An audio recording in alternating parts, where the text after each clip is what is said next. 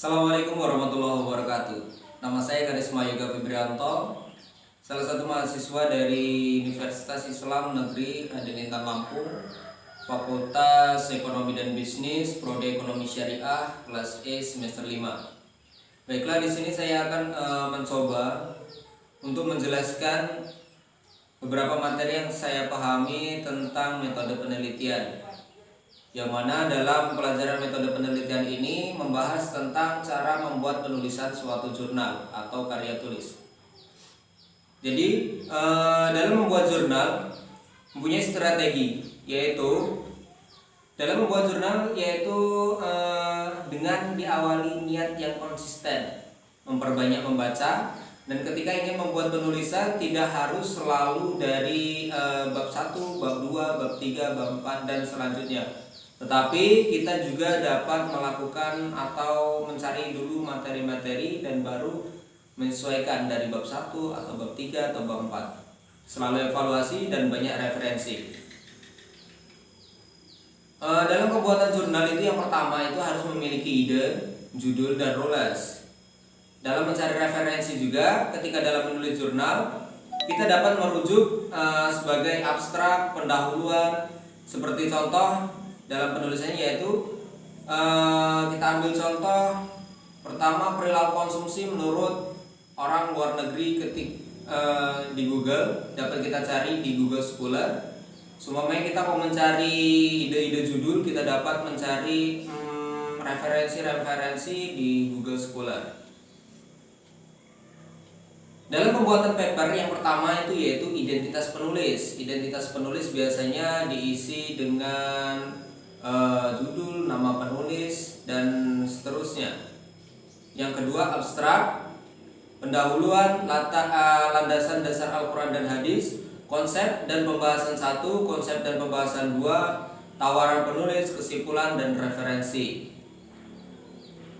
Yang pertama yaitu identitas penulis. Identitas penulis itu biasanya diisi dengan judul, identitas penulis itu sendiri. Yang kedua yaitu abstrak. Abstrak adalah komponen penting di sebuah karya tulis ilmiah. Terletak di halaman awal karya tulis ilmiah. Isinya adalah rangkuman dari penelitian yang dilakukan. Abstrak memberikan gambaran kepada pembaca mengenai isi karya tulis ilmiah secara ringkas. Yang kedua yaitu pendahuluan. Dalam pendahuluan ini adalah latar belakang dari isi paper. Pendahuluan merupakan gambaran umum dari observasi awal dan fenomena mengenai topik yang diangkat materi dalam bab ini. Berisi latar belakang, rumusan masalah, dan persoalan topik, tujuan, dan sasaran. Dalam pembuatan skripsi, biasanya pendahuluan adalah sebagian awal. Pendahuluan terletak di bab 1. Terdiri atas latar belakang masalah, rumusan masalah, tujuan masalah, sistematik pembahasan. Akan tetapi dalam paper pendahuluan hanya memuat latar belakang masalah saja, sehingga dalam penyusunan hanya memerlukan rangkuman dari berbagai jurnal, minimal 1 referensi untuk setiap paragrafnya, dan berkaitan dengan deskripsi, isu atau pendukung atas masalah yang hendak diangkat dalam penelitian. Berfokus kepada pembahasan latar belakang masalah saja, sehingga poin isinya dapat berupa deskripsi tentang permasalahan, tujuan mengapa permasalahan ini penting untuk dibahas. Adapun dalam poin-poin pendahuluan tersebut harus memenuhi kriteria berupa dapat menunjukkan adanya masalah yang akan diteliti, argumentasi diperkuat dengan data dan teori singkat, serta ulasan singkat tentang penelitian. Dalam pendahuluan masalah yang diangkat dapat berupa masalah secara umum dan masalah secara khusus. Selain itu, dalam pendahuluan terutama khususnya pada pendahuluan skripsi, penting adanya rekomendasi dari penelitian terdahulu yang tercantum. Sebagai contoh, Az-Zahra 2021 menyarankan bahwa perlunya dilakukan penelitian lebih lanjut dalam konteks sebelum, ketika, dan setelah COVID. Sehingga berdasarkan saran dari penelitian terdahulu tersebut, penelitian yang akan disusun ini akan meneruskan tawaran dari penelitian sebelumnya, yaitu Az-Zahra 2021. Seperti misalnya berangkat dari pertanyaan mengapa objek penelitiannya itu ditempatkan itu, sehingga ketika penelitian yang disusun adalah peneliti di pasar tempel, maka timbul pertanyaan mengapa tidak di pasar Teluk atau di tempat lainnya. Dalam hal ini diperlukan alasan akademis yang kuat yang didukung dengan data dan fakta, fenomena dan juga realita. Inilah yang disebut dengan research gap. Apa itu research gaps? Yaitu teori dan praktek hasil penelitian terdahulu. Seperti contoh, Putri 2021 mengemukakan bahwa hal tourism mengalami penurunan semasa COVID. Cintami 2021, meskipun mengalami penurunan semasa COVID, namun investasi di sektor halal tourism meningkat. Selanjutnya yaitu cara upload artikel atau artikel ke jurnal.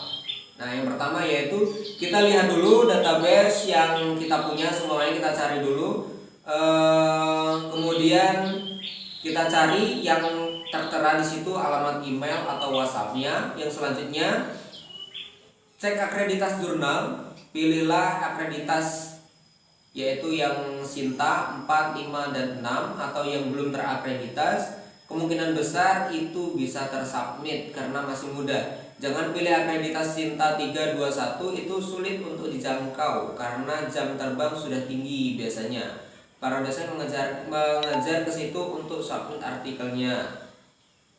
Pilihlah jadwal upload yang lebih dari 2, yakni 4, itu lebih bagus. Contoh Agustus, Oktober, November, Desember, seperti itu. Buka link, kemudian lihat di buka link, kemudian lihat di arsip, kemudian lihat yang sudah terbit, kemudian download. Ubah artikel Anda sama persis seperti aturan artikel dari pihak penerbit. Kemudian klik register, kemudian isi data dan submit jurnal hingga akhir. Kemudian tunggu konfirmasi dari pihak penerbit, akankah layak terbit atau ditolak. Apabila tidak ada kepastian, pilih untuk meminta izin untuk mencabut artikel yang submit dan kemudian cari jurnal yang dapat menerbitkan artikel Anda. Yang kemudian yaitu pengembangan hipotesis. Hipotesis adalah dugaan sementara yang didasarkan dari teori konsep dan penelitian sebelumnya. Dalam pengembangan hipotesis masuk ke dalam subbab kedua. Tentukan terlebih dahulu variabel X1 kepemimpinan Islam, misalkan X2 motivasi kerja Islam. Yang ketiga yaitu X3 kepuasan kerja Islami, Y-nya yaitu kinerja karyawan Islami. Maka hipotesisnya X1 ke Y kepemimpinan Islam terhadap kinerja karyawan Islami. X2 ke Y motivasi kerja Islami terhadap kinerja karyawan Islami. X3 ke Y kepuasan kerja Islami terhadap kinerja karyawan Islami. Lalu pada subbab di bab 2 hipotesis dikembangkan pengembangan hipotesis. Contoh F kepemimpinan Islami terhadap kinerja karyawan Islami.